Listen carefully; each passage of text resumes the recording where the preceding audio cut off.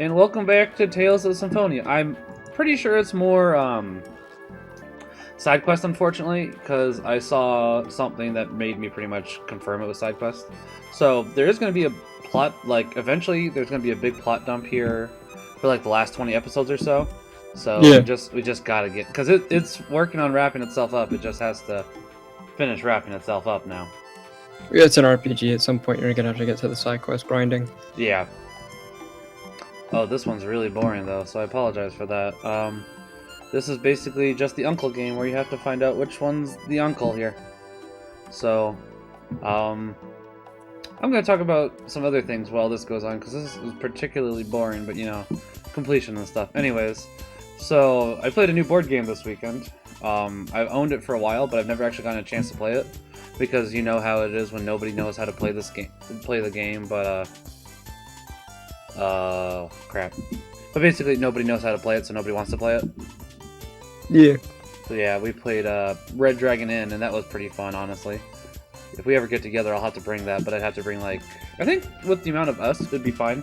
It's just, there's 6 versions of Red Dragon Inn. Each version of Red Dragon Inn can only hold 4 players, so with the full 6 sets, then that would be like 32 players maximum, so. Holy crap. Yeah, it starts off small, but it can get big, obviously. I think it's 32, 4, 8, 12. No, I'm an idiot, it's only 24. So, I mean, still, 24 is a lot of people, but it's fun. Basically, the point of it is the after. So basically, it's like how you would do for Dungeons & Dragons. It's how everybody's at the bar. And the point of the game is to be the last one either awake. Pretty much the point of the game is to be the last one in the bar, because there's 2 ways to lose. And that would be by having your... Basically, you have a health and alcohol meter. If they ever touch, you're out. And then the other part is, if you lose your gold, you can't buy any more drinks, so you're out. So whoever is the last one there wins. So you gotta somehow, I guess, get other people to lose their gold? Yep, and lose their gold, which there's gambling, so that's how you do that. There also happens to be that you can make other players take damage, so that'll make it closer to the drinks. And there's also, everybody gets 1 drink phase, and there's also specific cards that you can buy more drinks for other players, but you can buy drinks for other players as well, so. It's actually a fun game. It's not too complicated once, you know, everybody's actually playing it. Yeah. That's how, I think just yesterday, because I have, like, I think I've clocked in about 150 hours in New Vegas at this point, and I still have no idea how to play Caravan, the card game. I don't think anyone does. So I looked it up to figure out what to do, and even watching someone do it, I kind of still don't know what I'm doing, but at the same time, I kind of do. It looks like it took a lot of planning to make, and it would be interesting to do convoluted. With the amount of rules and strategy and everything else you have to do, just, yeah. I don't know, I take blackjack any time. Yeah, sometimes it works for... I don't know, that kind of sounds like... have you played the first Knights of the Old Republic? No, it's on like my list. They had a card game in that it's kind of similar. Like, I don't know if it's similar in play style to Caravan, but it's like, I think you technically have to play 1 round of it. I think it's called Kazakh or something like that, and it's not... I don't know. I've never understood it myself, but it might be, you know, better than... But, you know, same type of thing. Yeah, it's just like the way it's... Because I guess you can only explain it so much through text on how to put, like... Right.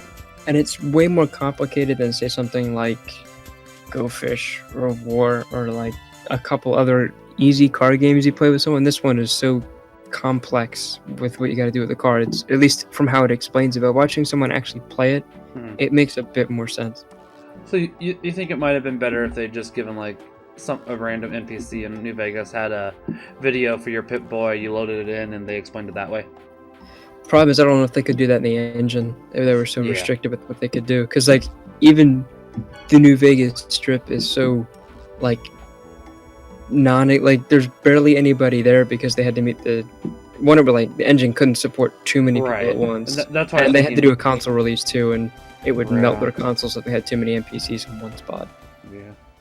This is where the Silverhunt team is talking about where will they'll live when they separate the worlds, by the way. So it's interesting to see where the first 4 protagonists will live, and it's like Colette and Lloyd are pretty set on living here, but I think, if I remember correctly, Rain actually is not, because they were originally born in Tetheala, so Yeah, so they want to be where they were originally. I guess because she has more memory of Tetheala than Genus. Yeah, Yeah, exactly. I don't know why I was gonna forgot. say- No, it's been a while. I don't think we've really mentioned their names as much, except for Yeah, we just kind of know who they are. yeah, exactly. It's like Lloyd, we remember because they do say his name a lot, and he's the idiot. So And it's just such a, I guess, average name in a RPG with so many other interesting names. yeah, I was gonna say Colette's fairly average as well. I would say. Let me see. I guess if you're French, it's a name I don't guess. Yeah.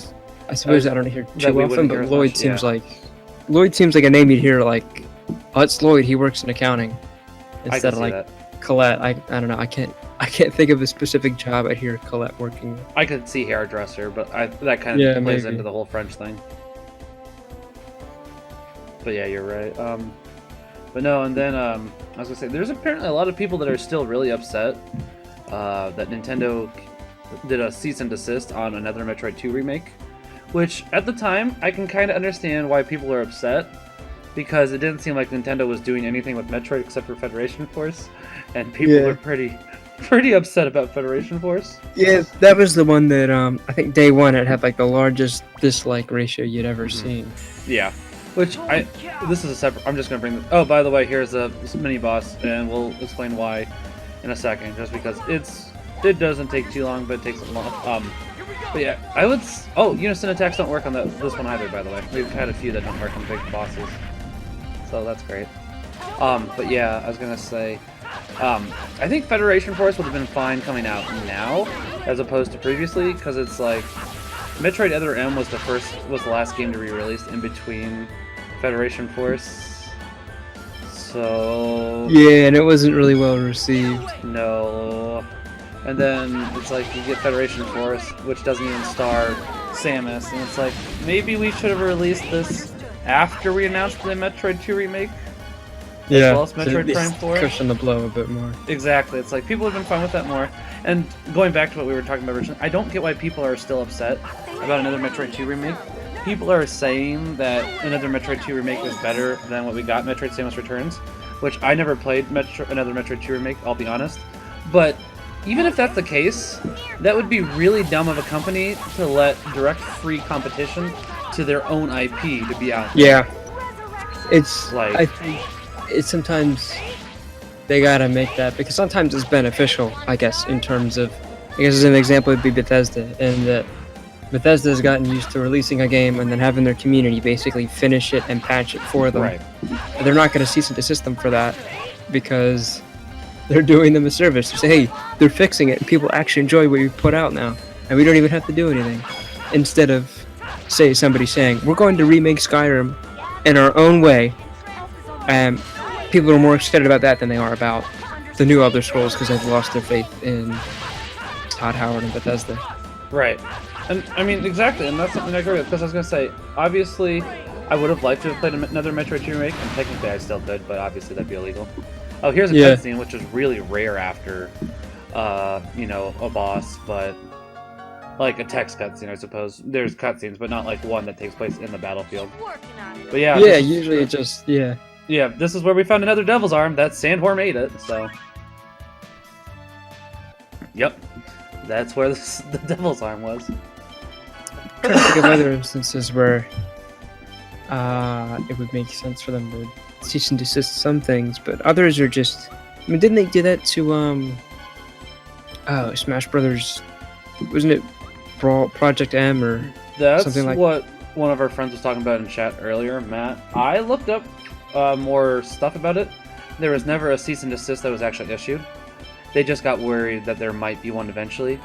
And from what I was reading in the article, it wasn't actually Nintendo that was going to file it. Who would file it then? It was a Nintendo property. You're right. But you have Wait, but they had There- like, yeah, they had Sega and other third-party characters in it. exactly. And Just- I think Nintendo probably would have done that to be safe because they probably would have gotten phone calls from, I guess, like Sega and Konami, Mhm. especially Konami, saying, hey, these guys are editing or re-releasing a title that we signed rights on to you and not to them. So you need to do something. And I would bet it was Konami that was the problem, honestly, because it's like Konami's terrible. Yeah, Project M has been out for a while. It was up to like 3.7 before it finally got canceled. So Yeah. I don't think Nintendo really had a problem with them. I could be wrong, but when you have something that lasts up to edition 3 point something, typically they don't care. Yeah, I don't think Nintendo, because it wasn't, unlike the Metroid remake, I don't think it would have been in competition with anything or a threat to anything. You had to own Brawl, so. But you compare that with, I guess, Sonic and the Konami property. I guess they would say that is, see it as, hey, they're taking revenue that we really need because we're really, well, I mean, I don't know if this was around the time Konami was really letting everyone down yet. It was right around the time. It's been happening for a while, honestly. It was around the time that the whole Kojima debacle happened? I think the Project M cancellation happened last year, actually. So that was around, yeah, it may have been after it to begin with. Let me check, hold on. But yeah, I was gonna say, I don't think Sega would have cared because Sonic Mania, so. Yeah, I don't know how Sega would have done it. I just know that they can be really greedy at times because, gosh, they've taken the Total War series and turned it into a massive DLC cow. It's the release of the game, and then you get all these different packs, and some of these packs barely add in. The Total War is grand strategy game, and you get factions. Right. But they'll have it so that they give you a couple of base factions, like, oh, well, make sure you buy these DLCs so you can get these. But they're already in the game. They just cut them out. Yeah, Capcom's been bad about that a few times, because wasn't it Ultimate Marvel vs. Capcom 3 where all it was already on the disc. Yeah. It was on the disc, and they couldn't access it, and that got people angry. I'd say one of the absolute... Go ahead. I think, especially since, if I remember correctly, Jill Valentine, if I remember correctly, isn't actually available to purchase anymore, but still on the disc technically. And people just can't access it without modding it, I guess. Yeah. Anyways, you were saying. Oh, sorry, one more thing. We're going back over the where we're going to live thing with the Tethiolans now. I actually do find some of these cutscenes really interesting. Because, like, this is something that's actually, pretty serious. Yeah, because it's going to reflect... I mean, I guess... You don't really think about it, I guess, at the moment, because eventually all this is going to end, and... I don't know, that's always the emotional part for me at the end of an RPG, especially a JRPG, with the emphasis on the characters, is what happens at the end. Everyone has to leave, everyone has to go off on their own way, and it's sad to see, because you get used to a whole party of people, and different cast of characters, and you really like them, and then, alright guys, I'll see you later, let's all split up and go somewhere else, and we're done for... ever. And I think these would have actually been a lot better, because I don't know if I said this before, the Japanese versions of these were actually voice acted and not just text. Yeah, I guess it's just too much work in localizing it and then getting the voice for the localization, because maybe there's cultural references or something, but there was a lot of text here, and I don't know if it would have... Japanese typically is shorter, if I remember correctly, isn't it? Than, like, English? The problem is it's harder to translate. It's not like Spanish where you can roughly say, like, oh, that's that. Because the Spanish language is a Romantic language, and Romantic languages are pretty easy to get into English, I think. Right.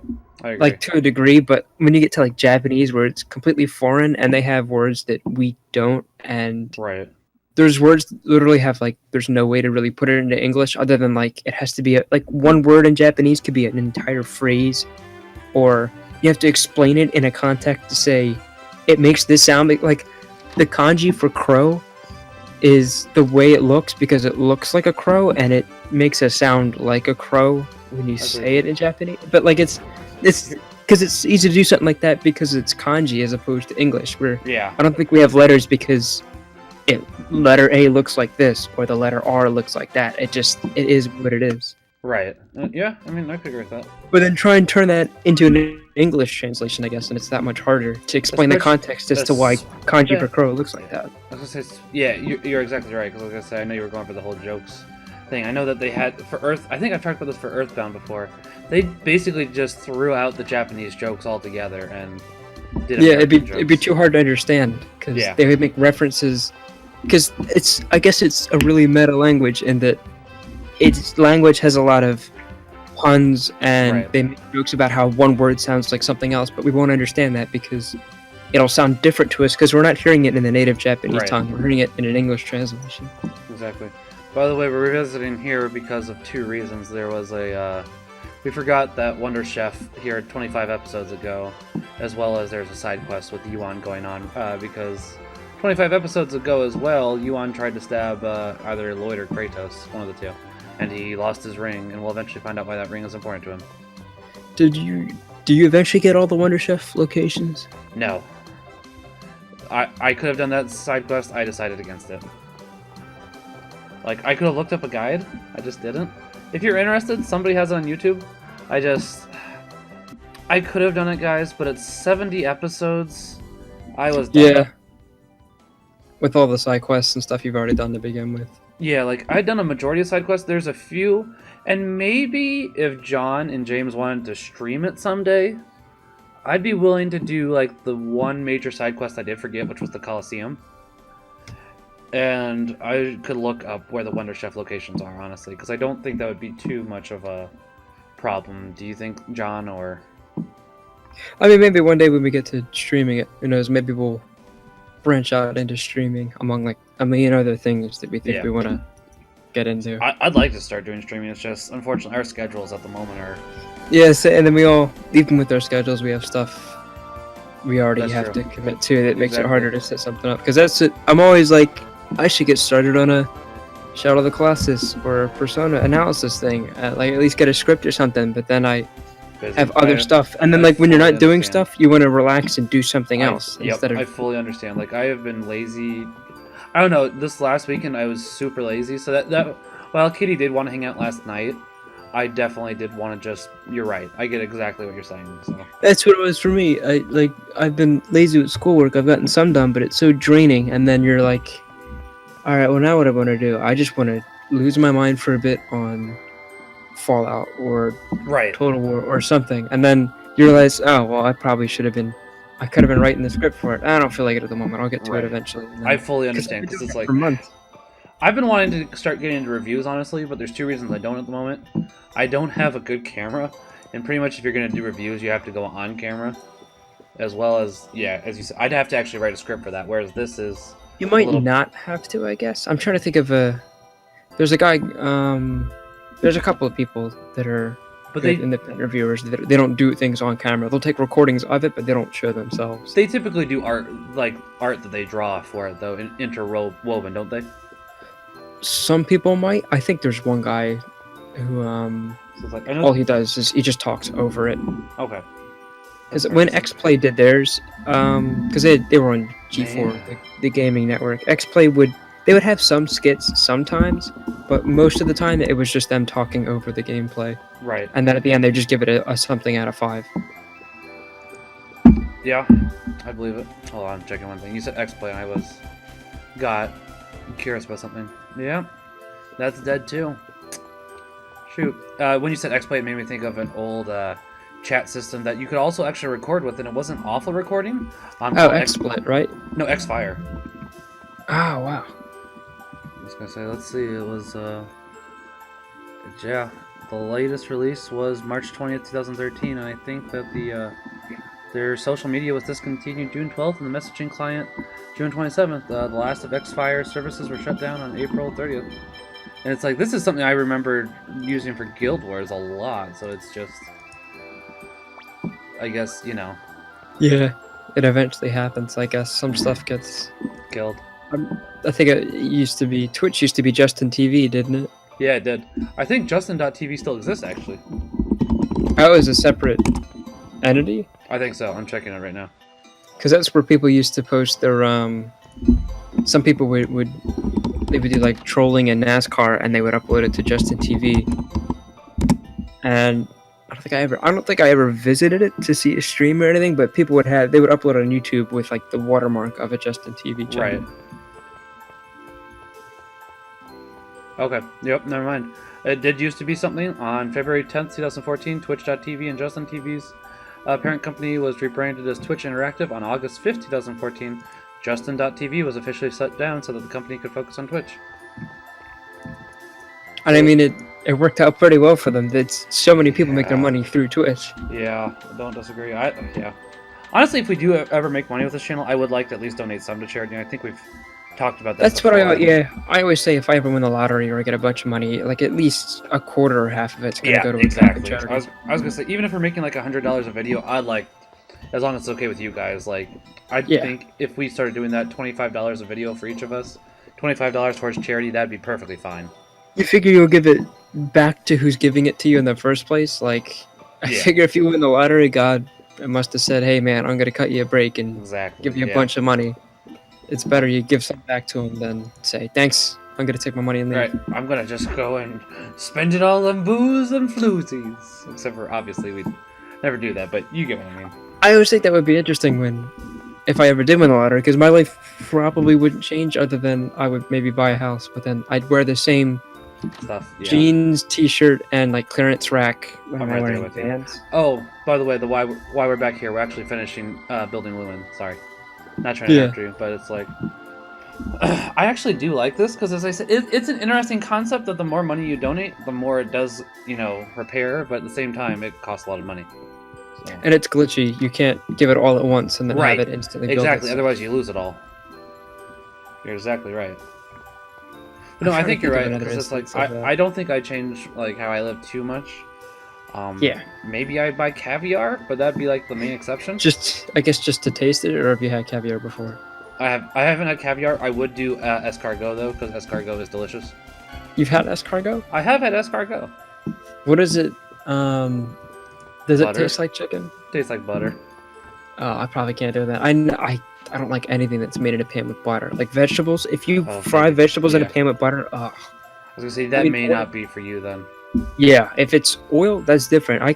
I like when stuff's in a frying pan with oil, but butter, I must be a rare, like, odd person, but I don't like anything that's fried or really buttery. As long as you don't tell Paula Deen, you'll be all right. Oh man, she's the living personification of diabetes. Yeah, that's true too. Just put a pound of butter in this pound. Well, pound cake always needs a pound of butter.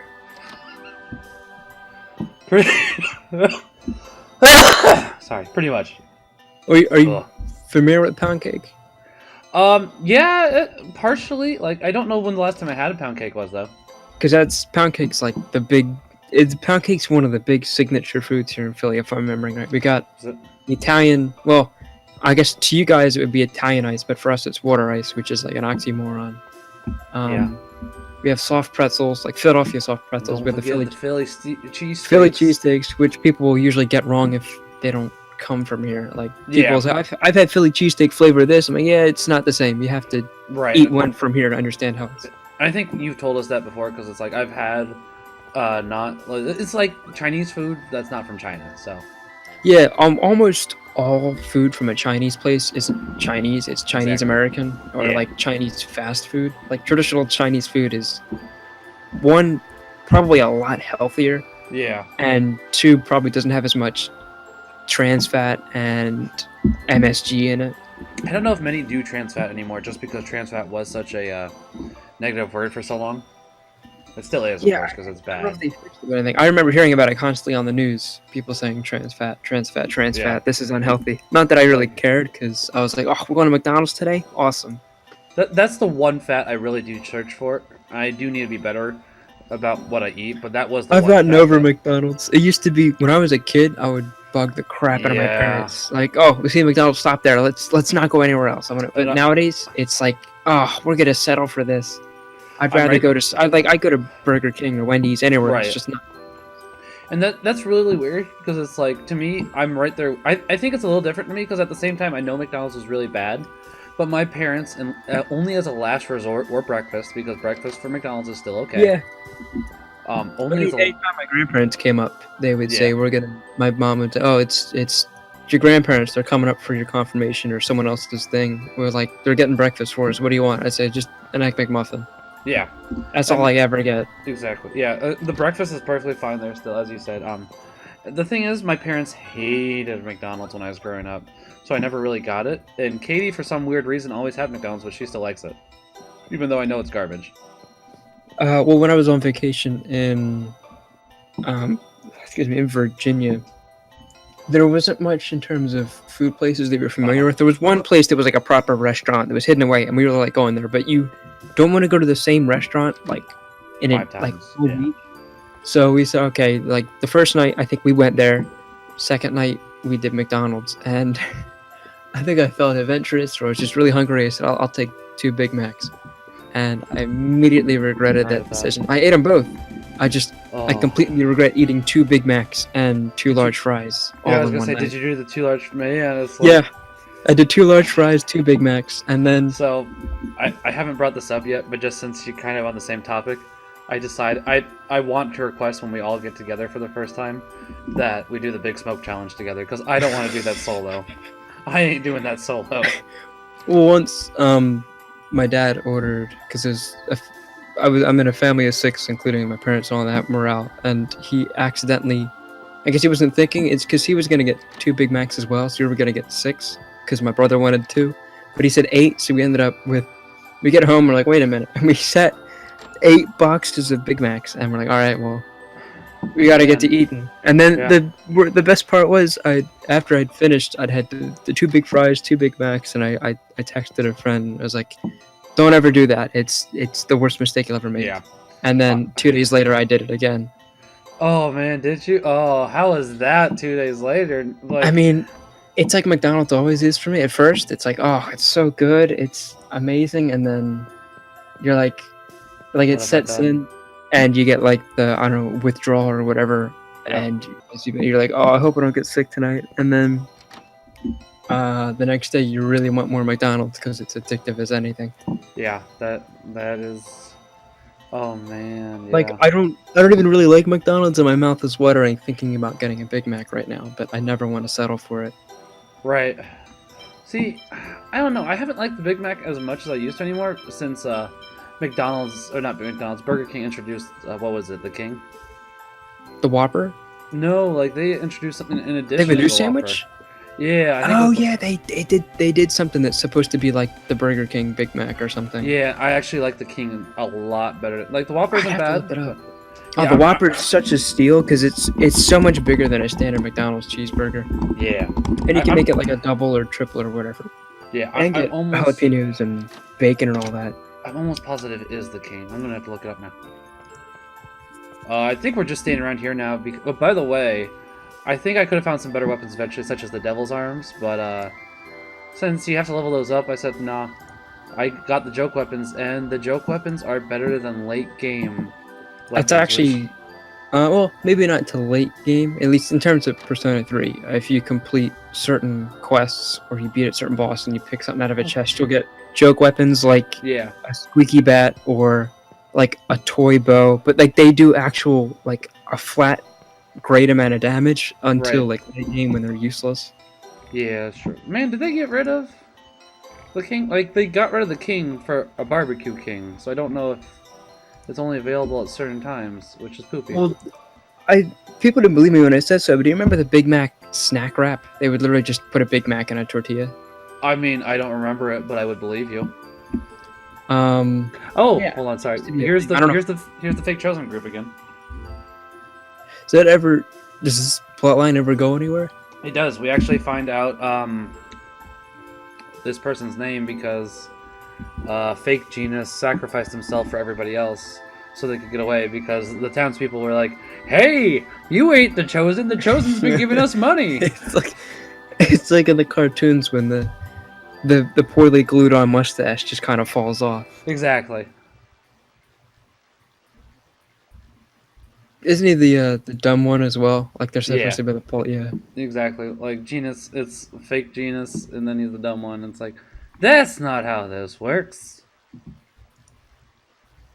See, I actually like Colette here. Like, there's things I don't like about this game, but Colette's attitude is how we are supposed to be with everybody. That we Yeah, are she's supposed to give the best. idealistic. She wants to see the good in everybody. Exactly, and that's what we're supposed to do, and that can be hard. Man, we're gonna go over it for a second, but that was something that this kind of relates to the homily that the priest gave today.